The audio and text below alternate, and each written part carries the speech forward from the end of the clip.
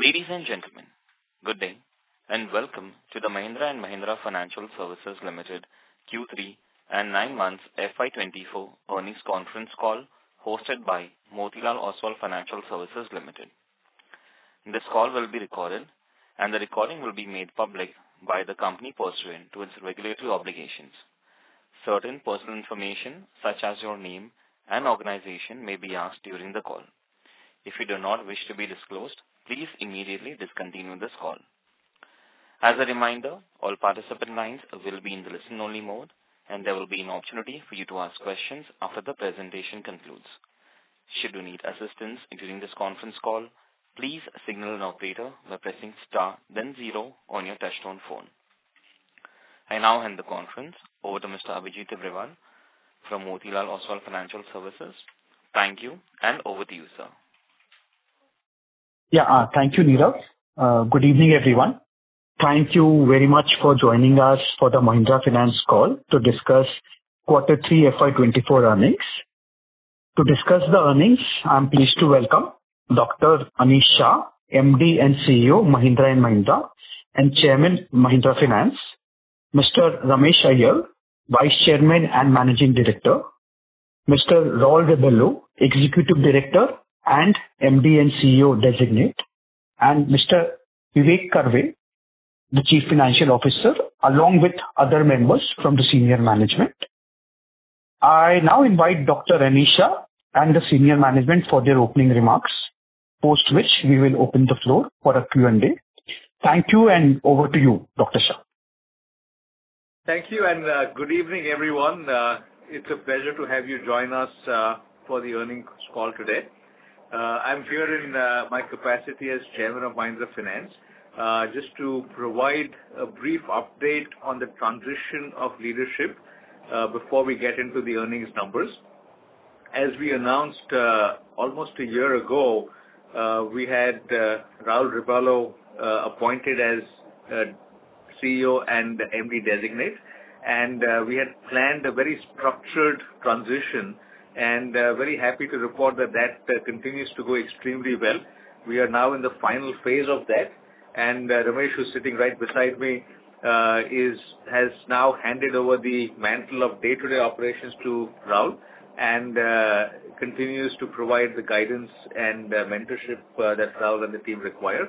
And in that construct, Raul will conduct his first earnings call independently today, with us being there again to provide the support and mentorship that may be needed. So that's the significant aspect of the transition. It's proceeding well. We will have Ramesh with us for one more earnings call before his retirement date, which is in April, and I'll join back again for a brief update at that point. But before I transition to Raul, just want to say that the business is very much on track with regard to everything that has been promised, and very strong performance from a asset quality standpoint and an overall standpoint, just progressing extremely well. So with that, I'll leave it to Raul to take you through the details. Over to you. Thank you, Anish, for those opening comments. Thank you, Motilal Oswal and Abhijit and team for hosting us today. Good evening, everyone, and welcome to the Q3 earnings call. We bring you along with the senior management of Mahindra Finance here. As housekeeping, I would request you to keep the Q3 deck, investor deck handy, because we will be referring to the deck, and I'll be noting page numbers as I refer to certain numbers. So moving straight into the first page 3 actually in your reference, which is titled as Highlights for Q3. We continue to see a very strong demand momentum, in the segments that we operate in and the markets that we operate in, primarily the wheels business, as you know. And Q3 always has the added festive volumes which come in. So across banks and NBFCs, where we are amongst the top 3 financiers, we are happy to note that we continue to maintain the leadership position in tractors, pre-owned vehicles, passenger vehicles, and the three-wheeler segment. We continue to have a market leadership position. Noting the loan book growth, we are at 97,048 crores, which is a YOY increase of 25.5%. On NIMS QOQ, there's an improvement of 30 bips, We are now at 6.8%. You would have noted we were at 6.5 at Q2. On the asset quality side, GS3 numbers have reduced Q on Q from 4.3 to now 4%, which has meant that the credit cost also has had a sharp decline to 1.2% from Q2 end at 2.4. And if you recollect, we had guided last quarter that for the full year, we anticipate to have credit cost in the range of 1.5 to 1.7. With Q3 numbers delivered, we believe that we are on a firm track to meet that commitment. Referring to the graph at the bottom of the slide, you would see that compared to last year, where in Q2 and Q3, we had a very sharp reduction between Q2 and Q3, a sharp reduction of GS2 and GS3 by almost 210 bips, 16.4 to 14.3. That resulted in a very high provision release of 343 crores. Vis-a-vis this year, where GS3 has reduced from 4.3 to 4, but overall, it's not been as sharp as last year between Q2 and Q3.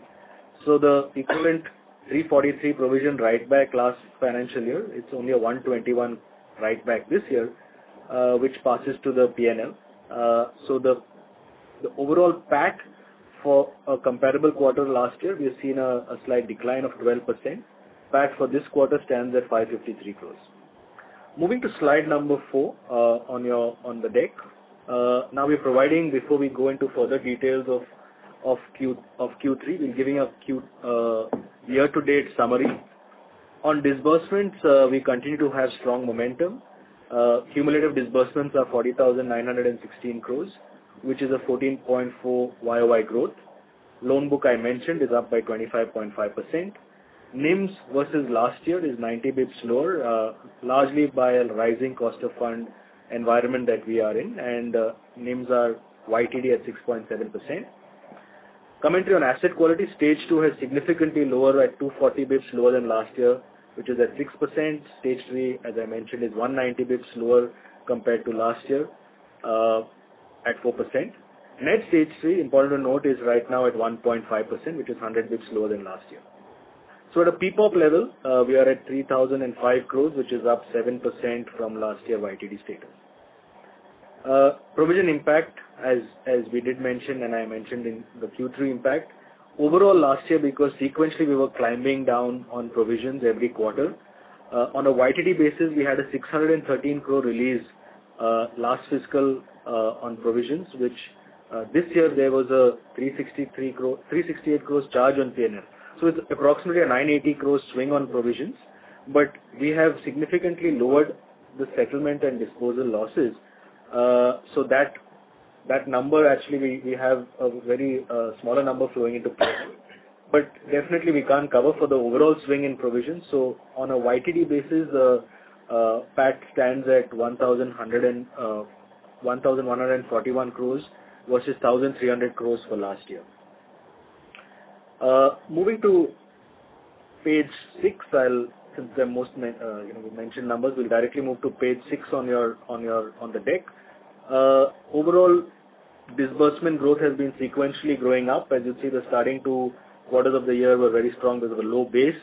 Last year, just to remind everyone, supply side constraints were all back to there were no supply side constraints, so we saw a very strong Q3 last year. And this year also a strong Q3, it's a 7% growth, which means a total 14% YOY growth on disbursements. Collection efficiencies are panning out as per plan in the 95% range. Moving to slide number 7, page 7 on your deck, which we have now attempted to give you a very product-wise update on how products have been performing. In the wheels business, you would have seen a big trend of change to SUVs. Preference of SUVs has been moving up. So we have also seen an equivalent surge in our UV and SUV business, which is 21% QOQ and 26% on a YTD basis. Overall, cars also has moved positively, 15% QOQ, 25% on a YTD basis. The CV business has also been strong at 10% QOQ and 18% on a YTD basis. Pre-owned vehicles, 8% on a QOQ and 19% on a YTD basis. Tractors, as you would have heard commentary from most OEMs, has degrown YTD basis, and even on the quarter, we've seen a QOQ degrowth also of 18% and a 2% growth, but on a YTD basis. I would like to underline the point that we are not losing market share in the tractor business. This degrowth is very much in line with what the industry is witnessing. Our SME business, you would have seen, we've seen a kind of a QOQ degrowth and a YTD degrowth. Want to underline the point here that we are moving much more to very granular retail business in SME, with LAP being the mainstay product. On the retail business, we don't see a growth. It's mostly the degrowth has happened on the YY, on the wholesale business. So, nutshell, 7% QOQ growth on disbursements, and YOY 14%, YTD on a YTD basis, a 14% growth in disbursements. Moving to the next page, page 9, where we give you a trend of how M&M versus non-M&M. We continue to have M&M contribution of 45% in our share of disbursements for YTD December. Moving now to the margins and spread analysis, page number 9 for your reference. As I mentioned that, page number 9, yes. So you would see that income to average assets have gone up, sequentially. We have started passing on pricing. So there's a 50 bips difference between the two quarters. Income to average assets at 13.1%. Cost of funds continue to be a rising environment, 20 bips increase in cost of fund to 6.3. So which leaves an overall NIM increment of 30 bips to 6.8. Overheads have been range bound at 2.8% for some time now. Our write-off and provision, as I mentioned, has fallen sharply by 120 bips to 1.2%, which means the ROA for the quarter is at 2.1 versus 0.9 for Q2. Moving to the next page quickly. We've talked about GS3 numbers, reducing. We want to underline here that we've had an ECL model refresh. The objective was to have a much more product-wise granularity to the ECL model. And as an outcome, we're not seeing a huge impact on provision coverage. You would see the stage 3 has in fact increased by 50 bips to 62.7 from last quarter. Stage 2 has stayed constant at 11.3. There's been, of course, a very small release of 10 bips on stage 1 from 0.8 to 0.7. Overall provisioning, our requirement, we are very well covered at the 3,655 crore. We are even sitting at just go back to the previous panel. On the provision versus IRAC also, we have a cover of 1,534 crores. Moving now to the next page, page number 11, where we'll give you a little more granular updates on credit cost. You would see that GS3, as I mentioned, has been coming down. The breakup of credit cost here, we've shown it two components of credit cost: provision separately and write-offs. While provision, there's been a huge swing on a year-to-date basis, 613 last year versus 368. What is important to note here, the middle panel, we had a write-off of 1,612 crores versus this year 1,113. This basically signifies a 500 crore reduction in write-off, which is a very positive trend. It shows the quality of the assets and the amount of assets flowing into bad debts, which is a positive outcome for us right now. With this confidence, we are still committing to our total credit cost for the year being at a 1.5 to 1.7. Moving to next page, page number 12. Balance sheet. From a balance sheet standpoint, the headline says it all. We are adequately capitalized. 18.3% is our overall capital adequacy. Within that, our stage 1, I confirm it's at 16.5. Right? And coverage is at healthy levels at 62.7%. Now moving to page 14, wherein this is the second last page of the slide before we move to our to question answers. Overall, I would like to give everyone confidence that we're moving well from our overall Mission 25 delivery items. We have one clear strategic objective was on the previous slide was on asset quality, not just stage 3 and credit cost. When I look at the underlying sourcing mix of what's coming in through the door on NTC, near prime, etc., very healthy levels of new book sourcing. X bucket opening is also at its all-time low. On digital transformation, we are on track. We have gone live with various end-to-end digital journeys on personal loans for existing customer fixed deposits, and part digital and part phygital journeys for our vehicle loans are all progressing well. On growth through diversification, we have increased our composition of used vehicle business. Every month, every quarter, we see an increasing trend. You'll notice that used vehicle is now 17% of our origination. Our new growth engines, whether it's SME or leasing, are all also progressing well. On the partnership side, I would say early days, but the partnerships with SBI, Bank of Baroda, with India Post, CSC, and now we've added a new partner on lending card for the SME business. So these partnerships are going to be key. Right now, they might be adding low volumes to our overall disbursement, but they'll be key as we go forward. Moving to page 15 on the deck. Finally, on Mission 25 progress, I would say we are green on the first two on asset quality and AUM growth. We've been seeing, asset quality, as you mentioned, is well below our stated goals. On book growth, we have been sequentially and seeing even on an annualized basis a 25% growth. We will, of course, calibrate our growth to keep in mind the margin requirements that we have. On new business contribution, I've mentioned, while it's a slow start, looks like we'll be slightly below the aspirational number of 15% by FY25, but we have confidence in the way in which the new businesses are moving. On the NIM side, I would like to mention that last time we have recalibrated 7.5 to more 7% kind of NIM aspirations for the medium term with the way in which cost of funds have been moving. Against the 7%, we have been moving decently well. On OPEX, 2.5 is the aspiration. When we set this goal, we were above 3. We have been moving directionally well on that front. And if all these are delivered well, ROA is an outcome metric. We are still keeping our goals on the 2.5% ROA. Directionally, I think we are moving decently well. So this is broadly a summary of where we are. Slightly longer story, but that's the summary for our Q3 numbers. I now open it up for Q&A. Thank you very much. We'll now begin the question and answer session. Anyone who wishes to ask a question may press star and 1 on their touchtone telephone. If you wish to remove yourself from the question queue, you may press star and 2. Participants are requested to use handsets while asking a question. Ladies and gentlemen, we'll wait for a moment while the question queue assembles. Participants, you may press star and 1 to ask a question.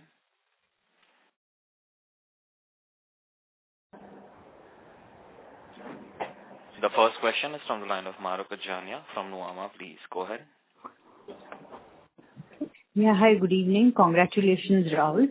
So my first question is on asset quality. Do we really need a cover of 63%? Where do you see it settling in the next 1 to 2 years? And you talked about recalibration of provisions product-wise, or at least that's what I heard in the commentary. Could you elaborate, please? I'll just correct. Recalibration was on NIMs, which I mentioned. I think we have a stated goal of 7. I mean, in our Mission 25, which we did at the end of FY22, we talked about 7.5% NIM aspiration. I said we're recalibrating that to 7. On your first point on coverage ratio, Vivek can expand. The current coverage ratio is largely model driven. We have an ECL model which determines the coverage ratio. Yes, compared to peers, we would be higher, but this is a function of LGD and PD, and just looking at how things would go, we do expect this to come down by Q3 of next year. But right now, it's mostly an ECL model which dictates the kind of provision levels that we hold in stage 1, stage 2, and stage 3. Vivek? No, I think very, very rightly described by Rahul. So, Mahrukh, there are no overlays in the provision that we maintain. So the provision number is based on the model, which has now been further refined, I would say, at a product classification level. So that's the only change that we have done in the current quarter. Yeah, but has that the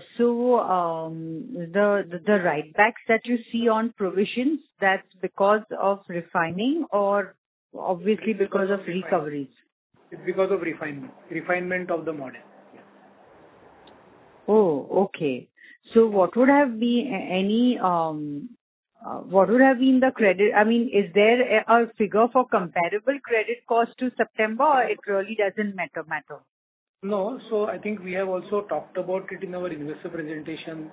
But anyway, the number is 86 crore. So because of the model refresh, if we had not done the model refresh, the provision number would have been higher by about 86 crore. Just for reference, page number 10, we have qualified that number which Vivek just underscored 86 crores is the rupee value number. Okay, thanks. And my other question again is that you said that it will correct, the ECL model, the rollover will correct in Q3 next year. So in Q1, Q2, you would therefore see again high credit costs like we saw this Q1, Q2. Is that a fair assessment? No, I think that is not what Raul mentioned. And your first question, Maruk, was on the coverage percentage, right? And you said the coverage percentage seems higher. So what we are trying to say is that the coverage percentage, we expect it to normalize at a lower level going forward. That's what we meant. We did not provide any commentary on what the credit charge will be in the first or the second quarter.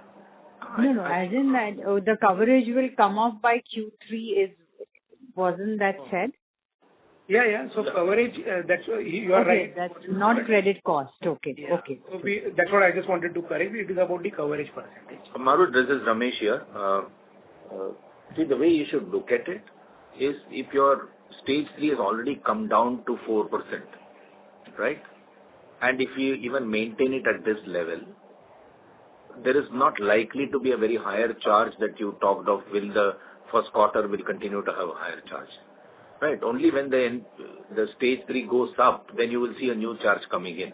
If they remain stated there, to the extent of the book grow happen, only to that extent the charge will come. Right? It won't otherwise happen. And so far as the reversal is concerned, as you know, in this model, it's a 4 years history or 42 months history that we look at. And therefore, in the past, if you have had higher write-offs, that is always going to keep impacting until each year starts moving out. Right? So when the book starts performing well, which has been the case in the last 2 years, you'll start seeing the benefit of it come down, and that's the time the coverage will fall. Okay, makes sense. Thanks a lot. Thanks, Mark. Thank you so much. Thank you.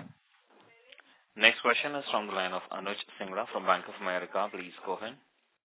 Yeah, thanks for the opportunity. Good evening, and congrats again, Raul. So first question is on the funding cost. We have seen a significant tightening of the liquidity and also the risk weight increase for bank lending to NBFCs. So Vivek, probably you can give us some outlook on how the funding outlook is there for the 4Q and the next year, and also what it implies for NIM. Sure. So hi, Anuj. As you rightly said, the overall liquidity environment has remained tight. However, for a company like Mahindra Finance, availability of funding hasn't been an issue given our credit rating, but the costs have remained elevated. And if I were to pick up the cues both from Fed and therefore from RBI, the regulators don't seem to be in any hurry to reduce the benchmark rates. So we would, as a result, expect the incremental cost of borrowing in Q4 to remain at the same ballpark as that of Q3. And I would not like to hazard any guess on what could be the rate trajectory in the coming year, because while everybody believes that the rates will come down, the timing of the rate reduction is something is anybody's guess.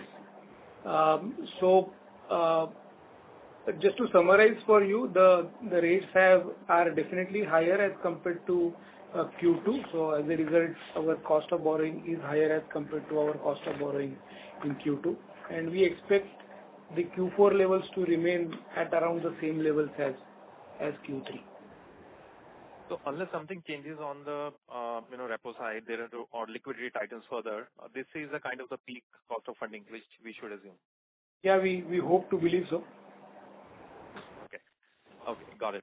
And secondly, I think earlier in the calls we had mentioned that OPEX to asset would rise in the second half, which hasn't happened, and I think that's a great outcome.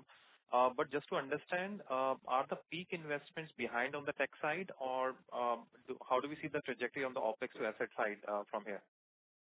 Yeah, our attempt, Anuj, is to keep it at the same level. Investments, of course, are happening, but we have an air of being as frugal as possible and as efficient as possible. So we are maximizing on all fronts. As you know, OpEx is a large bucket. We will continue to make investments. We will not shy away from the digital transformation that the entire spectrum of investments that we have to make. And at the same time, parallelly run a very efficient shop, a very productive shop, making sure that part of the investment they've already made is starting to, show results. So we are looking at keeping this 2.8 right now, and finally, the model requires us to come down to a 2.5. So that's how we are fashioning the business model and the number on OpEx to be achieved at. Got it. And lastly, a more strategic question, Raul. The ROA target seems still at 2.5, but NIM target calibrated to 7%. On the growth side, new business is lagging a bit our expectations. So what are the levers can be there for us to achieve on this 2.5% ROA target for the next year? Thank you. So one is, of course, at the income side also we'd like to push it slightly higher, and we're looking at other sources of income, non-interest income sources. But largely the other big lever is going to be credit cost. If the NIMs are going to be recalibrated at 7%, let's say OpEx at 2.5. So we will definitely start, making sure, we'll definitely have to keep a much lower appetite on credit cost in the 1 to 1.5% range to get to that. But this is, of course, going to be in a sequential manner. It's not overnight. And the good thing is that we're trending well. As you know, we have already given guidance of credit cost to be in the 1.5 to 1.7 range. But that's for end of this fiscal. Next year we'll have to even go down below that number. Got it. Okay. Thank you very much, and all the best. Thank you. Thank you. Next question is from the line of Piran Engineer from CLSA India. Please go ahead. Yeah, hi. Thanks for taking my question, and congrats on the quarter. And congrats to Raul for your next role. Couple of questions here. Firstly, can you comment a bit on vehicle finance disbursement growth outlook? We saw a slightly tepid festive season, and it kind of reflected in numbers in December. And I'm not just referring to Mahindra Finance, but in general for the industry. So what is your outlook? Where are the risks? Are you seeing discounts go up? We've heard that for commercial vehicles. Is that also the case for passenger vehicles? Some commentary on outlook on growth would be useful here. Yeah, so I'll open it up and request my colleagues also to join in. So what we're seeing definitely is, break it up because there are different nuances. For passenger vehicles, after a couple of years of good growth, we are seeing inventory levels at dealerships now come back to maybe 2 months. So we are going to see a sub 10% growth for sure going forward. Clearly, what will provide momentum is one, for a lender, there is a premiumization theme happening. So though the volume growth might be slightly lower, the ticket sizes are going up, and SUVs are becoming now the bulk of passenger vehicles. So as a lender, even keeping the same LTVs, it gives us a benefit on overall growth. The other thing to note is most passenger vehicles, as you see now, a slew of new models coming in. Those models, of course, are creating some demand side upsides, right? Moving to used vehicle, where we are also a participant, as the more formalization happens there is already there's been a good increase in the amount of lending to used vehicles. It was highly underpenetrated, and we being one of the main players in used vehicle finance, we see headroom for growth there. CV business, we are not a very large, heavyweight. We play largely in M&M in the LCV, SCV segment, and now we are increasing in the bus segment. By the way, overall industry, you would see, good growth. C segment also decent growth, and as overall infra, mining, etc. goes up, I think CV has been a growth story now for 2 years plus, and we hope to ride that momentum. Tractor, I would say, is in a tough spot. After 2 years of very high growth, we all anticipated a negative growth this year. the industry is playing out. It's been a degrowth, and we don't see with the agri, the overall sowing data coming in of Rabi really low. We do see a prolonged kind of stress purely in the agri segment, and that will rub off on tractor demand. But not to say the other sides of rural also agri might be a little down, but rural overall with remittance and overall agri infra and those tourism, etc. There is otherwise slight buoyancy in the rural markets. But we would watch out for tractors. We don't anticipate a huge uptick in growth there. Three-wheelers, I didn't talk about three-wheelers, but of course we are the number 2 leader there. Three-wheelers has seen a 30+% growth. There's a huge EV change happening there. We're seeing much more movement towards EV, and we will see how we play that game too. So that's in a nutshell. I'll invite Mr. Iyer if anyone else has views on the industry. And Piran, if you look at the overall growth at 7%, but if you adjust it for SME, the core vehicle finance growth is 10% for the quarter and 20% for the 9-month period. Okay, so the sense I get putting the grammar into words is that disbursement growth might taper off a bit next year. Yeah, yeah, that's a fair. It won't be as exuberant as as what we saw in FY24 for sure. I mean, one could expect FY25 to be tempered compared to FY24. Got it. Secondly, we've done a good job on improving NPLs, asset quality. How should we think about, let's loosely call it the revised targets for GNPL? Clearly now stage 3 less than 6% will not be our target. Can we see it going down to say 2.5-3% like some of your peers? We don't want to give any forward guidance, Piran, but yes, if we have to, you can do the calculation. If we have to be in the 1 to 1.5% credit cost, clearly we'll have to come down slightly more on the GST numbers, but more importantly, the other constituent of credit cost, which is disposal, settlement, and write-off also has to come in lower. I think, at the end of Q4, we generally have a meeting in person where we give you a slightly more forward look of how we are looking at this business model, and in our next meet, you'll see a little more granularity on our forward plans.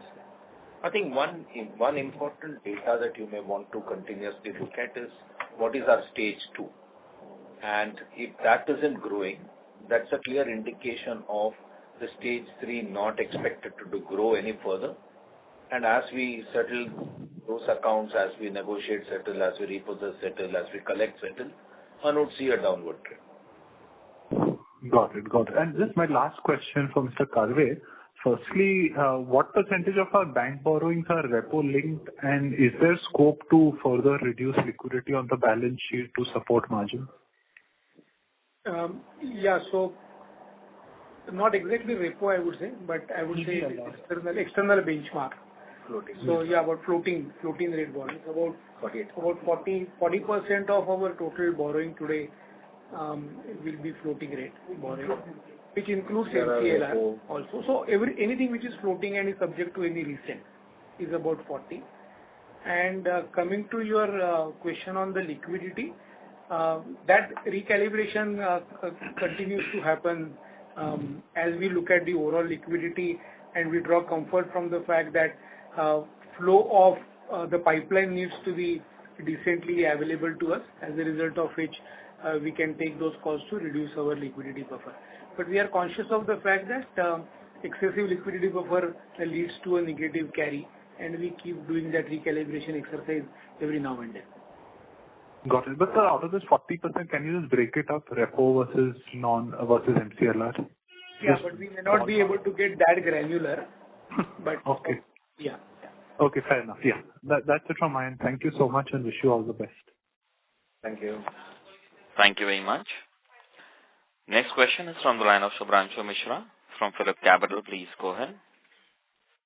Hi, Rahul. Congratulations on the new designation.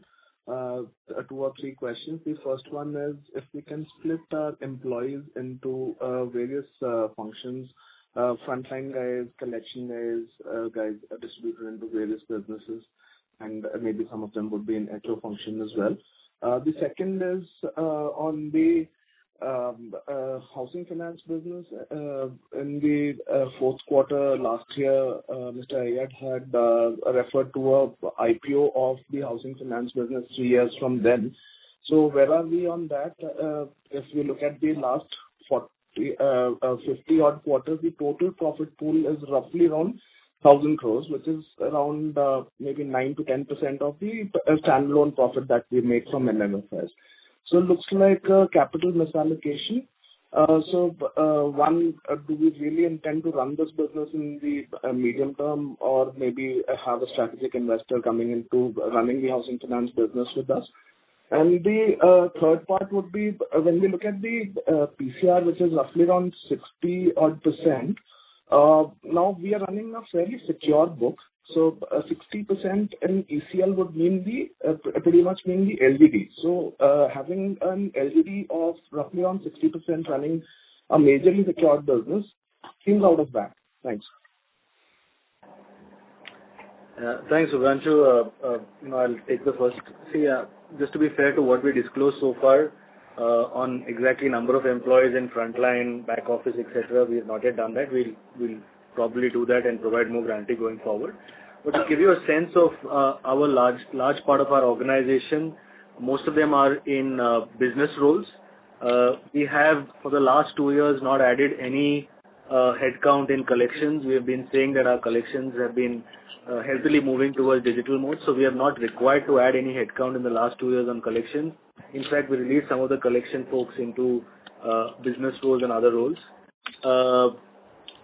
When we look at our in normal nomenclature tooth-to-tail ratio that you look at in organizations, I think we're at a healthy level of folks who hunt and do business as well as collect to back office folks. We can at some point of time, maybe end of Q4, where everything deemed fit, when we give that granularity, we can give it to everybody on exactly how many headcount are in what functions. On rural housing finance, the objective right now is to bring down the GNPA numbers. As you just we have gone down in that effort, but there is significant more work to be done there. I don't think we're in any mood right now to unlock value there before we get the brilliant basics in place in that business. So we continue to be committed to getting that ship in order. Mortgages is a big theme for us at the sector level. We started doing LAP last year, but of course we started doing it in MFSL. But we have called out that mortgages is an important theme, and it not be outside. It's such a big heavyweight overall scheme of lending, and we will play to potential in mortgages. Rural housing finance, for now, the objective is to further get asset quality under control. The third question on the why is the 63%? Vivek, can I take that? 60%. That's not the same, but Vivek will explain. Sorry, Sudhanshu, if you are okay, because you asked many questions, if you can repeat your question on ECL. You have a 60% coverage. Yeah. Does it mean your LGD is that high? Yes. So in ECL, essentially, the stage 3 provision coverage ballpark the LGD, right? So if we are running a largely secured book, which is asset finance, we are largely asset finance here. A 60% LGD seems out of whack. That's my question. No, you're right. So I think maybe we should quickly recap as to calculate that. So your understanding is right that the coverage would correspond to the LGD ratios, and LGD is calculated based on the past losses that we have experienced in that particular portfolio, and therefore.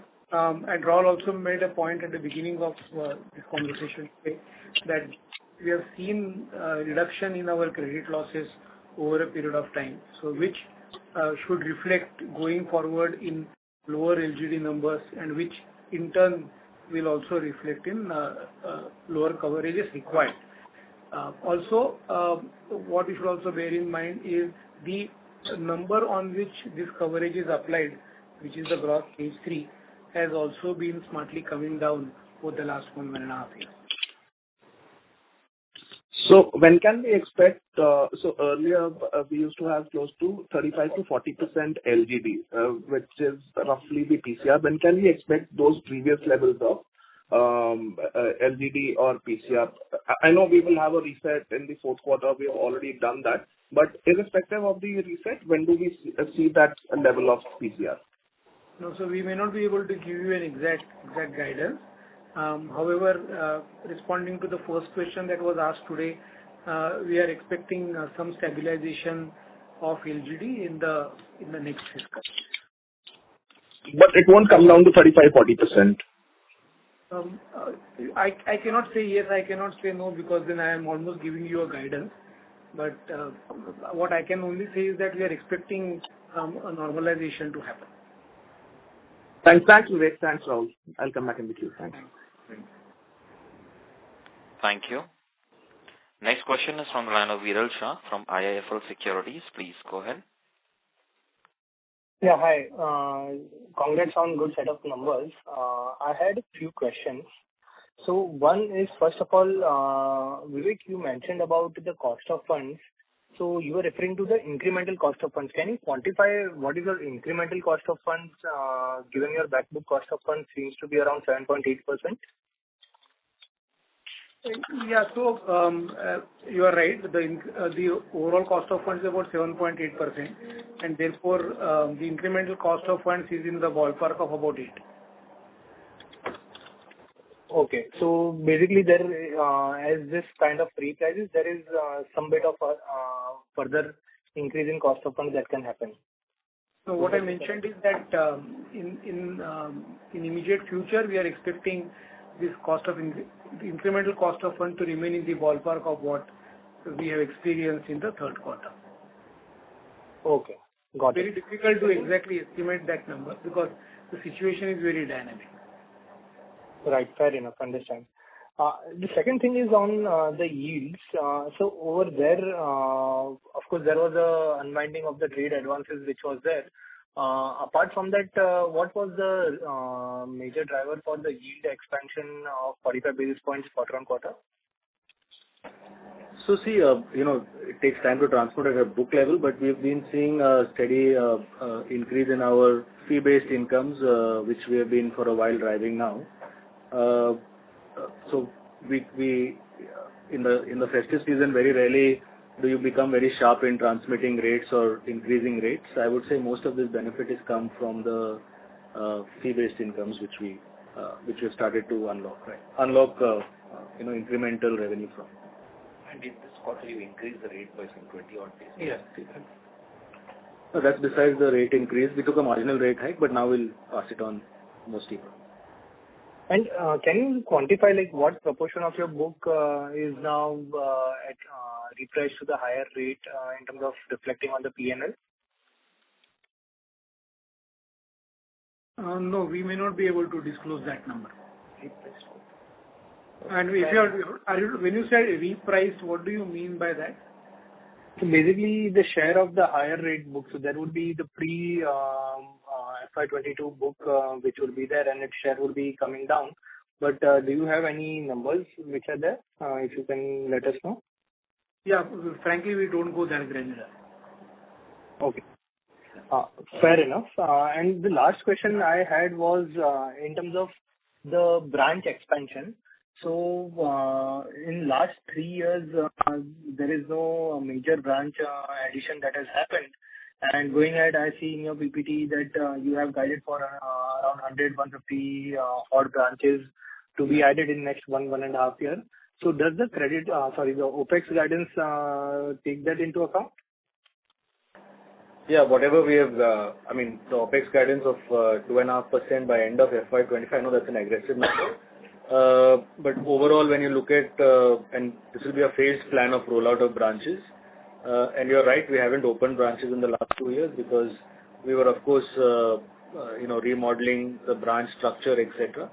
And now you will see us opening more branches as part of our overall distribution and growth plans. But the number of branch and the amount and the cost associated is overall baked into our OPEX assumption. Fair enough. I think that's it from my end, and congratulations, Raul, on the job ahead. Thank you. Thank you. Next question is from the line of Shweta Daptardar from Elara Capital PLC. Please go ahead. Thank you, sir, for the opportunity and congratulations. So a couple of questions. So you mentioned on cost of funds from bank borrowings. So am I getting it right? So 60% are not EBLR linked and sort of, so 40, you mentioned 40% are EBLR linked and the entire portfolio is floating. No, I think that's not the correct understanding. In fact, because we deal in vehicle finance, the vehicle finance loans are typically fixed rate loans. So therefore... I'm sorry, I'm interrupting you. I'm talking about bank borrowings. Yeah. So, so what I... Yeah. So when we say 40, in fact, the correct number is 46%. So 46% of the total borrowing is floating, which means 54% is fixed. And what could be the incremental cost of bank? Let me also correct. It is not just bank. When I give the number of 46%, if it is of the total outstanding borrowings that we have. Okay. So what is the incremental? Okay. What is the incremental cost of funds from bank borrowings per se? I'm sorry, but I will not be able to give you such a granular answer. Sure. So secondly, on the disbursement front, so year-on-year basis, there has been drop of as high as 30% in personal loans and consumer loans. Now, apparently, of course, the entire industry is wary about this particular segment. So what is your read-through here and general feedback? So see, we were doing personal and consumer durable loans largely on a pilot basis. Very frankly, we have actually in December taken a call to pause consumer durable loans. We realize there is a crowding in the market, and as a late entrant, the entry barriers are too high. So we've actually sunset our consumer durable aspirations, and we're not going forward. On the personal loan side, as you know, it's we're doing it only on existing to our customer base, and considering we are still in the early phase of development, refining our scorecards, we are in that learning curve, and once we have full conviction, we will amplify the monthly throughput numbers. Sure. So second bit is, taking it further. So you had mentioned in the previous call as well that you'll be focusing more on prime customer base across certain key products. So would you like to give a fair color on the same now? Yeah, without getting into specifics, when we talk about prime customers, as you know, we have a fair share of new to credit customers, prime and close to prime customers. Our proportion of new to credit overall is coming down, but today even in new to credit there are various layers of new to credit. There are scores, even our internal scores also are able to grade new to credit customers, and we are focusing on those customers where we have more insights on and who have historically, as per our scorecard, had a lower sloping of risk. So in the overall new to credit cohort has come down. We are in our origination volumes, we are seeing more prime and close to prime customers, and subprime customers as a cohort also has significantly come down. Now, what's driving this, as you know, in the passenger vehicle segment, there's a premiumization happening. So by default, the demand is coming in also, from customers, the prime segment customers, and we are conscious what should be that ideal product mix, because we have to also protect for margins, and we are playing to that overall volume to price ratio that we expect to build into the business model. Understood. And so that's just last question. Collection efficiencies have been dwindling, and the cumulative number is way below the previous year. So how do we read into this? So I don't know what if you refer to the slide on collection efficiency, we have been range bound. As you know, quarter 3 has a lot of festive period numbers, but that's why it's probably slightly lower than quarter 2. But if you look at it on a comparable basis, Q3 of this year versus Q3 of last year, Participants, please stay connected. The line for the management dropped. Ladies and gentlemen, please stay connected while we reach on the management back to the call. Ladies and gentlemen, thank you for your patience. We have the line for the management reconnected. Sir, you may go ahead. Yeah, sorry, we dropped out while we were expanding on the explanation of collection efficiency. The question was whether our collection efficiency is falling, and we were just underlying the point that refer to slide number 6. We have been in the same range. It might have sequentially fallen down by by about 100 bits from 96 to 95 for Q2 versus Q3. But there are seasonalities, minor months of slight movement of collection efficiency. But overall, we are in a positive and a decent range of 95% for the whole year versus again 95 for last year. And if you look at Q3 of last year, we were again at 95 versus Q3 of this year at 95.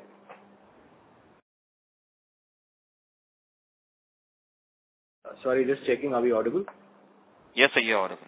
Yeah, sure. Thank you, sir. That's all from my side. Thank you. Request to all the participants, please restrict to 2 questions per participant. The next question is from the line of Kunal Shah from Citigroup. Please go ahead. Yeah, congratulations for good set of numbers. Firstly, with respect to the trade advances unwinding and the benefit on the yield, because we see that cost of funds have gone up by 20 basis points, but still new expansion is 30. So what has led to this yield improvement actually? Yeah, so Kunal, we did clarify. Yes, Q2 usually sees a bump up in terms of trade advance, which is not income accretive, and that part gets released into retail conversion. So there would be some benefit in the yield in Q3 over Q2 on that front. But we are also seeing a sequential increase in our other sources of income, which we have for some time now been making investments on those other sources of income, which have started to now add to the overall income level. So this would be largely sustainable? I'm sorry? This would be sustainable? Yeah, they would be. I don't think they'd be lumpy in nature. These are other income items which we plan to sustain over a period of time, and in fact grow further. Sure. And secondly, on the borrowing side, so you mentioned not seeing much increase in the rate. So is it like larger part of our bank borrowing gets classified as PSL, and that's the reason post the risk-weight increase also will not see any kind of a pass on from the bank side in terms of the higher rates? No, Kunal, that's not true. Not the entire bank borrowing for us will be PSL linked. So to that extent, there will be some pressure from the banks, wherein banks will push for a rate hike, and we are not an exception, as you would have heard in other conference calls also. But we will always try to mitigate that impact either through the negotiations with the banks or by maximizing our PSL route. Okay. And if I can squeeze in one last question, particularly on the overall consistency in the asset quality, I think post Q4, Dr. Anisha and all of you highlighted that that's going to be the key objective. We still saw the volatility this year, where in first half it was high, maybe this quarter we again saw an improvement, and Q4 is generally better. But otherwise, when should we ideally see now with this levels of stage 2, stage 3, and all the efforts which are being put in, plus maybe slightly moving towards the prime customer base, when should we actually start seeing the more stable asset quality and the credit cost outlook, or maybe that's more annual and quarterly volatility will still continue? So Kunal, I'll take that. I think if you look at post FY22, there's been clearly a decline in at least the 2 key metrics of GS3 and credit cost. We did qualify that last quarter, the bump we saw was typical to one product, which was mostly the tractor business because of, there were unseasonal rains and there was an impact on cash flows. We are in the business, we are in rural, we are working with a large cohort of self-employed customers. But with the controllable influences of how we can reduce the volatility in that segment, with good underwriting, good collections, I think we have covered reasonable distance.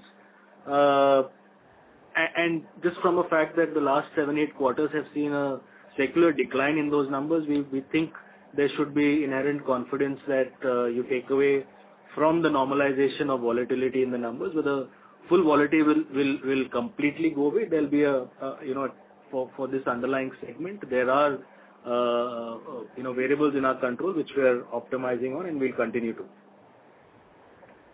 Thank you. Kunal Shah, sorry, but I'll request to come back in the question queue for a follow-up question. Next question is from the line of Umang Shah from Kotak Mutual Fund. Please go ahead. Hi. Thanks for taking my question and congratulations on the quarter. I just have one question which is related to the point that Kunal was making. Clearly in last 2 to 3 years, there are a lot of actions which have been taken by the management. Some of them we would like to believe are more structural in nature, and some benefits we would have got because of the tailwinds in the economy. Just want to understand that, we might end the year sub 4% gross stage 3 number, right? I mean, clearly that is something which, we have seen lower NPA numbers for Mahindra Finance only in the previous NPA recognition regime, right? Which was relatively more liberal. So clearly there will be some mean reversion. The only thing, I'm not looking for a number, but how confident is the management that when the mean reversion happens, it is not as sharp as that we have seen in the past, thanks to some of the structural changes that we would have taken to control these asset quality volatility? A very relevant question. We should acknowledge we are in a slightly benign environment. We have mentioned in previous calls that, and you've said it yourself, structural changes and structural initiatives and investments have been done. From an origination standpoint, because we do believe asset quality is a function of both underwriting, onboarding, as well as collection efficiencies. We have mentioned in the long tail of earn and pay customers, we have steadily decreased the most volatile cohort in that segment. We have in fact given up 5 to 7% of what we have qualified from the learnings of 2 crises. One is demon and the second being COVID. We have actively, in various cohorts of customers in different vehicle categories, reduced participation in that what we have localized and seen as extremely high volatile customer segments. And in the next downturn, whenever that happens, and if it happens, we do believe we'll be in a much better place, considering we have taken those structural calls. Also, within the self-employed customer, new to credit customer segment, our overall engagement with that customer segment, as well as our high touch with both physical, digital, and digital, making them conscious about credit culture of keeping credit bureau scores healthy.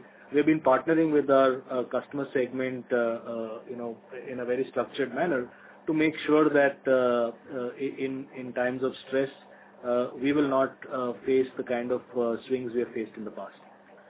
I think, just one way to look at it is any fall over a period from stage 3 actually has moved to stage 1. If you look at our stage 1 now, between stage 2 and stage 3 together, it's only 10%.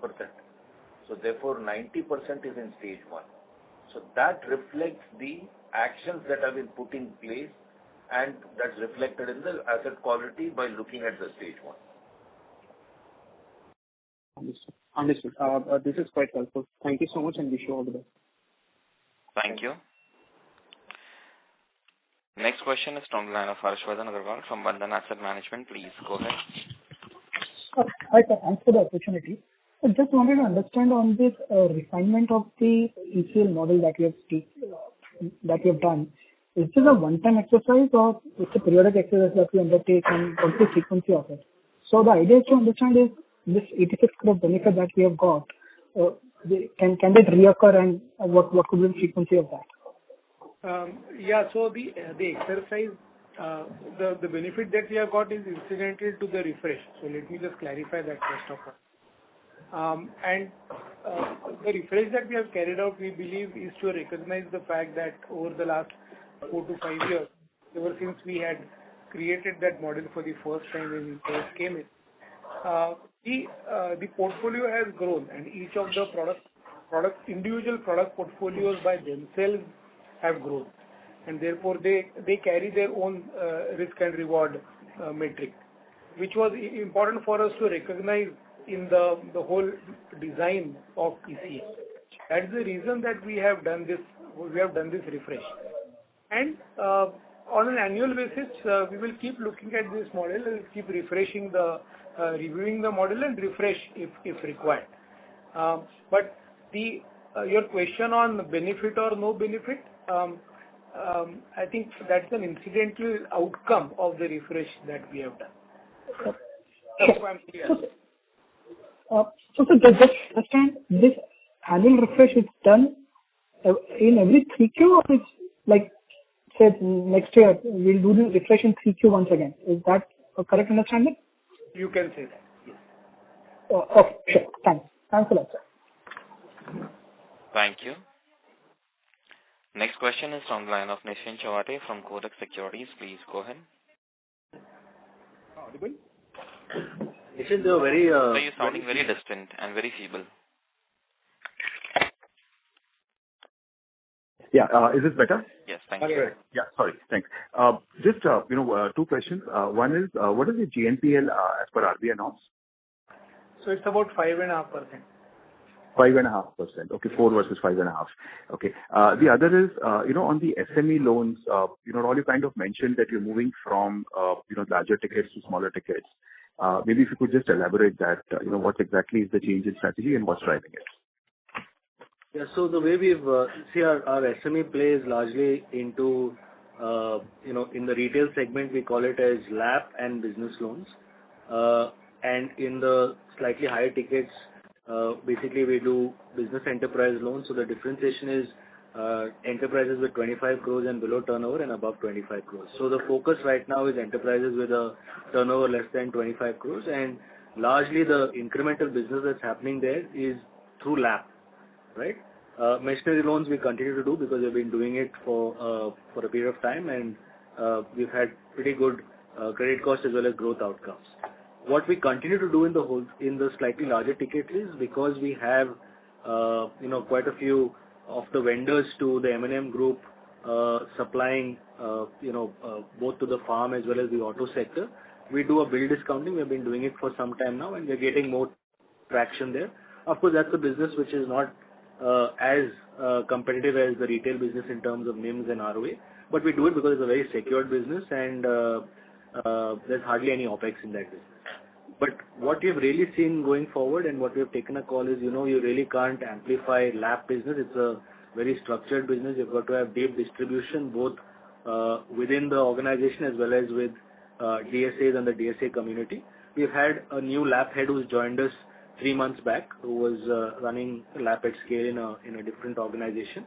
And as he's building out his team, we've also built out the whole underwriting team for LAP. It's carved out as a very separate SBU. There's a separate FCU unit for LAP, and there's a separate underwriting, as I mentioned, and a separate collection vertical. So a new collection head for LAP, a new business head for LAP, and an FCU unit is the additions they've all done in Q2 of this fiscal, and we do see that business growing stronger as we go forward. And the specific reason why you would have probably, kind of gone slow on the larger ticket LAP is because of yields or credit costs? Mostly yields, and these were also business enterprise loans to, as you say, in the MSME segment.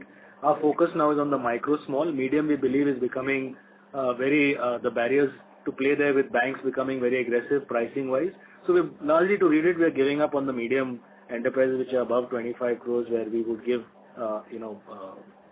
short-term loans or term loans. That's why we're kind of scaling down on.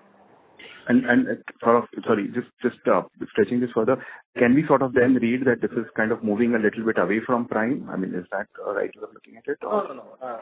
Not really. I think in the 25 to 1 CR LAP business, you will get a decent composition of close to prime and prime customers.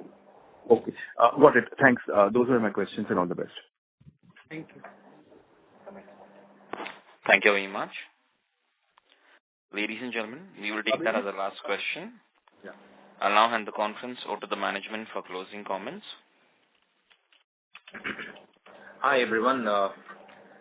So I think true to our belief, the customers, we always felt as things improve on the ground, we would see them perform in a way very different from when the things are difficult. And that's been reflected in our numbers quarter over quarter.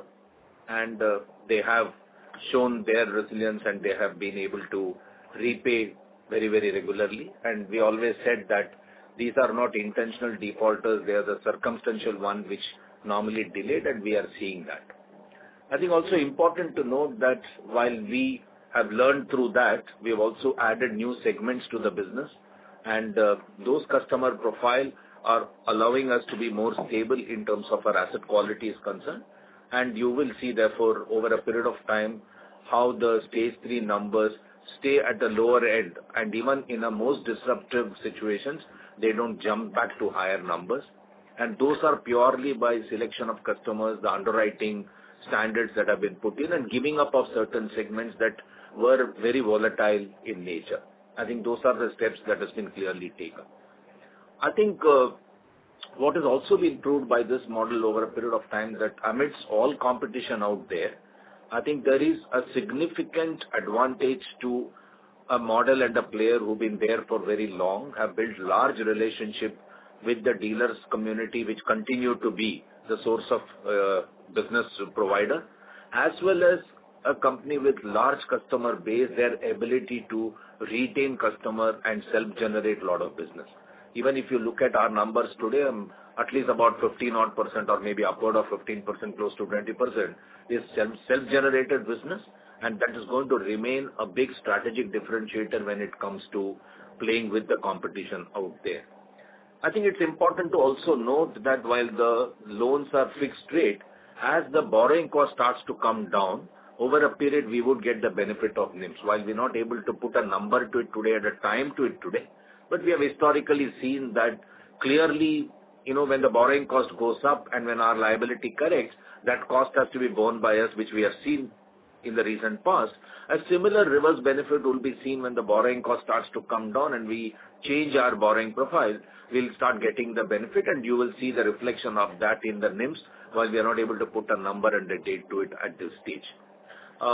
We continue to believe that the rural market continues to be positive in sentiments, and as we have discussed several times in the past, the cash flows which drive this are the tourism cash flow, the people movement overall, the infrastructure cash flow, and the farm cash flow. Well, there has been some talk about the lowering of the farm output, but I personally think that the support prices would be adequate to cover up for the yield drop, if any, and therefore the 3 cash flows or the 4 cash flows on which rural depends continue to remain positive, and that's reflected in the overall disbursement growth that we are witnessing, and we would continue to see that. I think our investments will continue in the area of branch expansion. It will continue in the area of technology, investments in technology and data, as well as in people and people capability development. Because while they do bring some temporary pressures in the P&L and the OPEX stay a little high temporarily, but they have disproportionate benefit when you look at a 3-year kind of a period horizon, and therefore we would not shy away from that. And putting all of this together, we very strongly believe that the commitment that we have made for 2025 are definitely an achievable commitment from our side. And I think every effort is in that direction, and you've seen it quarter over quarter, that numbers reflecting in that particular direction. Particularly what gives us, absolute comfort, confidence and happiness is the growing of stage 1 and coming down of the stage 2 and stage 3. I think I have emphasized this even in some of the answers before, and it's super important to therefore understand that if stage 1 remains that high, under any volatile condition, they don't inch towards becoming an NPA. And second is the bad debts coming down and termination going up is again a positive trend, which means we are able to reach out to this customer, negotiate and settle with them. So if we kind of look at both of this, and overall therefore termination and bad debts come down in a manner and stage 1 goes up in a manner, I think the promise of returns that we are talking of would be very visible as we see quarter over quarter. And we are conscious of the fact that even if we have to give up some business at the cost of not able to be completely confident of certain quality, we are more than willing to do that. At this stage, we have tightened all norms around it, and therefore the overall confidence of growth with asset quality focus and return in mind. I think that's what we are seeing, and rural and the semi-urban and little of what we've started doing as a prime customer, the three together allows us to do that. So I would stop there with that to confirm to you that the trend that we see are here to stay, and we would see improvement on a continuous basis. Thank you for joining this call, and thank you to the organizers. And thank you for hosting us today, Abhijit. Thank you, Abhijit. Thanks a lot. Thank you very much. On behalf of Motilal Oswal Financial Services Limited, that concludes this conference. Thank you for joining us. You may now disconnect your line. Thank you.